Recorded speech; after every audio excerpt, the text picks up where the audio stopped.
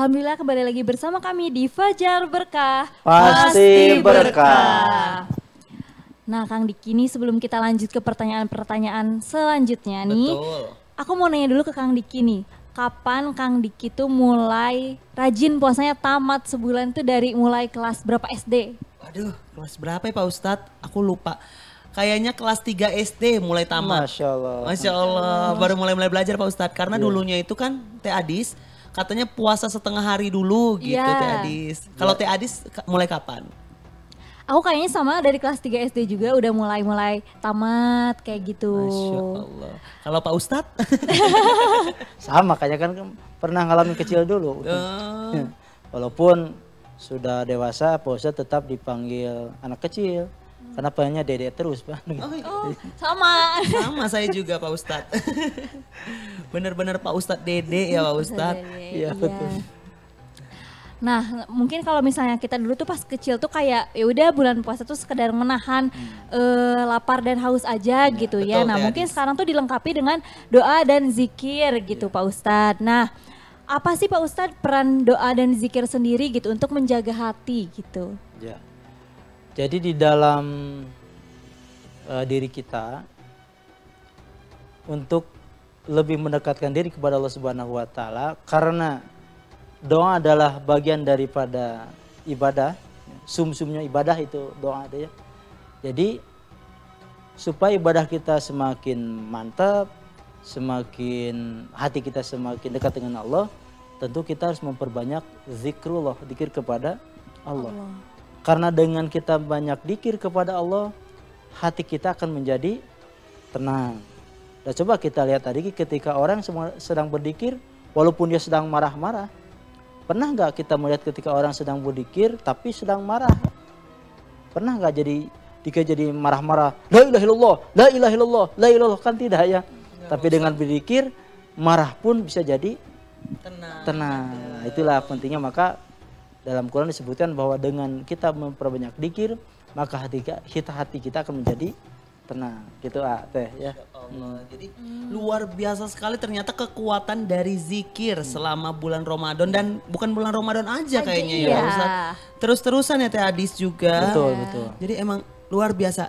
Tapi ini Pak Ustadz, di bulan Ramadan itu selain kita menjaga hati, banyak banget godaan-godaan yang kita nggak tahu ya, bahwasannya katanya kan di bulan Ramadan itu nggak ada setan. Katanya. Ya, katanya, tapi perasaan itu kok banyak banget godaan setan dimanapun itu Pak Ustadz. Contoh, misalnya saya tuh lagi kegiatan ini itu, ya kan Pak Ustadz. Orang-orang bilang, ini mah tobatnya hanya bulan Ramadan, tobat sambel. Terus kita ngucapin, Masya Allah, astagfirullahaladzim. Pura-pura itu Pak Ustadz gimana menanggapinya Pak Ustadz? Kadang mau emosi juga gitu Pak Ustadz, jujur. Iya. Jadi dalam hadis disampaikan bahwa Rasulullah bersabda yang artinya bahwa di bulan Ramadan pintu-pintu surga dibuka, pintu-pintu neraka ditutup, dan waktu golopi sayatin dan setan dibelenggu. Artinya apa? Hari ini disebutkan oleh Rasulullah, tadi disampaikan bahwa surga dibuka, pintu surga dibuka, artinya bahwa peluang kita untuk berbuat baik di bulan Ramadan sangat terbuka bebasnya, terbuka lebar. Dan pintu neraka ditutup, artinya di bulan Ramadan ini kesempatan kita untuk melakukan hal yang tidak baik diminimalisir. Artinya coba kita lihat sekarang dalam kehidupan sehari-hari, semua di bulan Ramadan orang jadi religi. Iya. Betul Pak Ustadz. Dekat dengan Allah, yang tadinya tidak pernah ke masjid jadi berangkat ke masjid, yang tidak pernah sedekah jadi sedekah. Ya itu diantaranya hikmah dari saum Ramadan. Dan yang terakhir, waktu golofi sayatin, di bulan Ramadan itu setan dibelenggu. Ya pada dasarnya dibelenggu sama kita. Karena diantara itu diantara kita hikmah saumnya adalah bisa mengendalikan hawa nafsu. Sama kita dikendalikannya. Nah, setan mah ya tetap ada tadi teh. Ketika memang kita tidak bisa mengendalikan, berarti ya kita termasuk yang sudah tergoda oleh setan. Ketika kita bisa tidak menjaga saum kita, karena lingkungan, akhirnya kita jadi ikut-ikutan makan dengan orang yang tidak sauman gitu.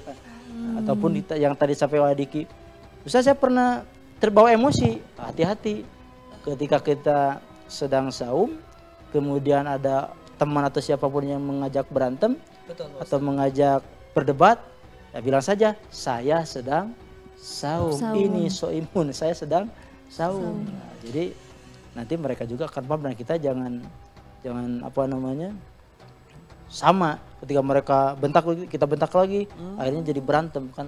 Itu nanti pahala saum kita jadi rusak. Apa kita mending lari aja Pak Ustadz? Kadang kalau anak-anak muda gitu zaman sekarang Teh Adis, saya lagi sahum Teh Adis. Iya. Kamu mah pamer gitu kan, suka banget gitu. Puasa aja dipamer-pamerkan gitu Pak Ustadz. Intinya kita menghindar sajalah. Kita cari aman saja. Daripada saum kita jadi rusak bahkan batal, lebih baik kita menghindar gitu. Dengan cara yang baik tentunya, dengan tidak merusak ataupun menjaga persaudaraan yang terteman kita. Gitu Pak. Jadi selama ini kita salah kaprah ya soal pembelengguan setan. Ternyata kita sendiri yang membelenggu setan itu, bukan setan yang membelenggu dirinya sendiri. Kayak gitu Kang. Betul. Nah terus kalau misalnya selama bulan puasa ini kan kita tuh kadang kayak nonton TV gitu kan sambil nungguin buat buka puasa gitu kan. Nah terus tuh suka ada kayak iklan-iklan. Apalagi kalau misalnya udah menjelang maghrib banget tuh kayak iklan sirup gitu-gitu ya. Betul. Itu kayak menggoda banget. Nah gimana sih caranya kita untuk menahan hawa nafsu kita seperti itu. Terus Pak Ustadz kalau misalnya kita membayangkan itu tuh termasuk membatalkan atau merusak ya? Iya.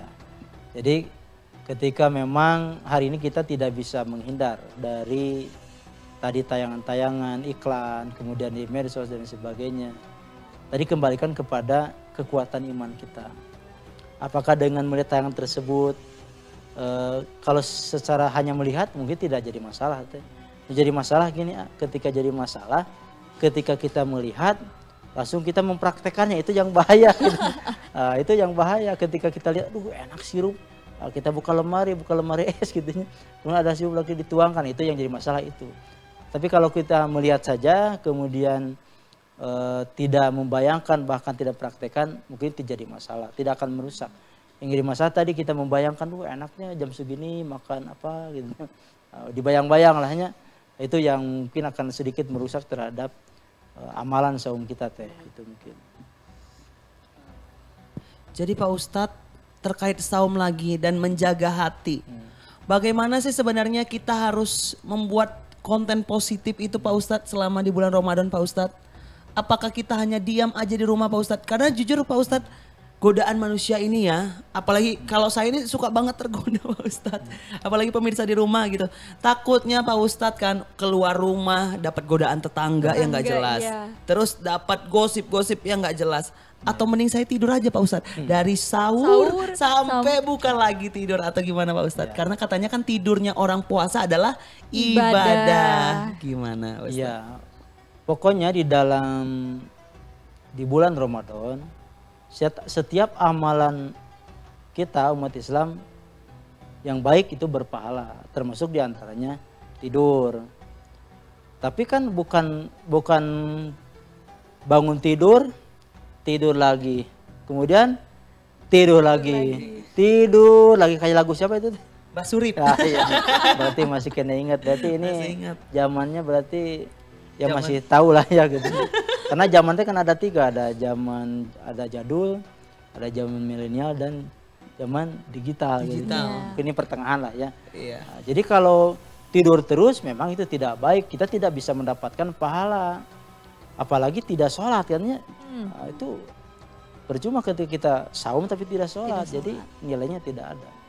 Nah, jadi ketika tidur sih tidak membatalkan, tapi kalau tidur terus berarti itu kita melakukan hal yang tidak baik lahnya ataupun lalai. Seharusnya di bulan Ramadan kita banyak diskusi, baca Quran, mungkin apalagi baca hadis, dan mungkin Diki dan Teh Adis punya program di bulan Ramadan ini. Saya akan menghafal juz 30 contoh seperti itu. Ataupun saya akan menghafalkan tentang ini. Kita punya target. Jadi targetnya jangan kesempatan di bulan puasa malas-malas aja. Zaman Rasul mah perang kan. Lagi bulan puasa kita mah baru segini kasih pelajaran ada sulit langsung naik kan gitu. Nah, itu mungkin ayah. Jadi tetap kita harus semangat dan tetap dijaga aktivitas kita supaya tetap saum kita diterima oleh Allah sehingga kita bisa melahirkan orang-orang yang bertakwa itu. Betul Pak Ustadz, kayak contohnya juga bisa di zaman digital ini Pak Ustadz. Menyaksikan kita di Fajar Berkah ini Benar. tentunya nambah pahala Berkah. juga, nambah Iya. berkah. Ini suatu program yang luar biasa ini Pak Ustadz. Betul, sangat luar biasa. Bahkan dalam Al-Quran disebutkan bahwa qad ja'akum punten, dalam hadis Rasul menyampaikan qad ja'akum syahrun mubarak. Jadi Ramadan ini adalah bulan yang penuh dengan keberkahan. Ketika bulan ini berkah, otomatis kita isi dengan hal yang positif. Yang tadi disampaikan lah, kita memperbanyak sodako, kemudian memperbanyak zikir. Gitu. Jadi supaya waktu-waktu kita yang dilewati teh terisi dengan hal yang positif gitu adiki ya. Teh. Jadi benar-benar nuansa Ramadan ini bisa mengubah kita ya Pak Ustadz. Dari yang kitanya jarang beribadah jadi iya. beribadah. Dari mulai kita marah-marah, ini lebih jauh menjaga hati dan menahan hati kita tentunya Teh Adis. Jadi lebih sabar gitu ya dalam Betul, menghadapi Teh Adis. hari. Nah Kang Diki nih abis ini kita akan berbincang-bincang lagi mengenai tema yang sama tentunya. Tapi setelah jeda pariwara berikut ini. Nah buat pemirsa yang mau kontak mengenai pertanyaan-pertanyaan pada tema kali ini bisa langsung aja hubungi ke 0813 9447 7912. Tetap di Fajar Berkah. Pasti berkah.